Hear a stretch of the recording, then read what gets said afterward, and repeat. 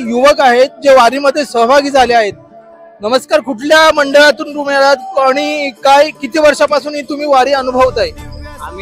आम्हाला 3-4 वर्ष झालीत वारीला आणि आम्ही दिंडी क्रमांक 67 या दिंडीमध्ये चालतो. तर आम्हाला 3-4 वर्ष वारीला झालेले आहेत.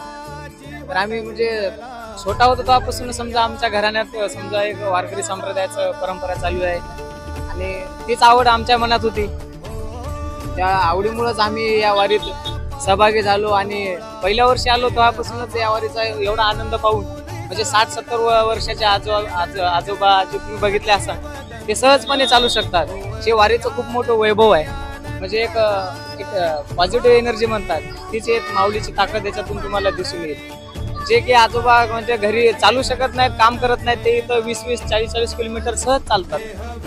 हेच म्हणजे एक ज्ञानोबरायाची कृपा आहे.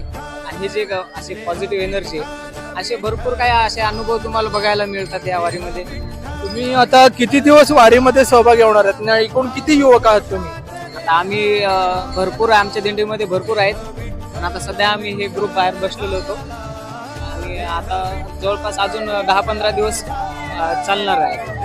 तुम्ही प्रत्येक जण काय कॉलेज करता, नोकरी करता, कसं? आम्ही कॉलेज करतो. आता सर्वजण कॉलेज करता?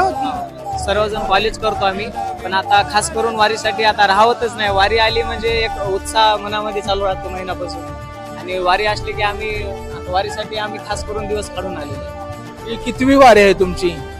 आता ही माझी तरी 4थी वारी आहे. माझी 5वी वारी आहे. तुम्हाला काय सांगायचंय? मला एवढंच सांगायचं आहे की वारीमुळं एक माणसाच्या जीवनामध्ये एक म्हणजे एक पॉझिटिव्ह एनर्जी निर्माण होते आणि एक माऊलीचीच शक्ती आहे आपल्या पाठीमागं की हे सगळं तेच आपल्याकडून करून घेतात. श्री ज्ञानदेव तुकाराम, पंढरीनाथ भगवान की जय, ज्ञानेश्वर महाराज की जय. अलंकापुरी साज घाले ध्वज ह्या उभ्या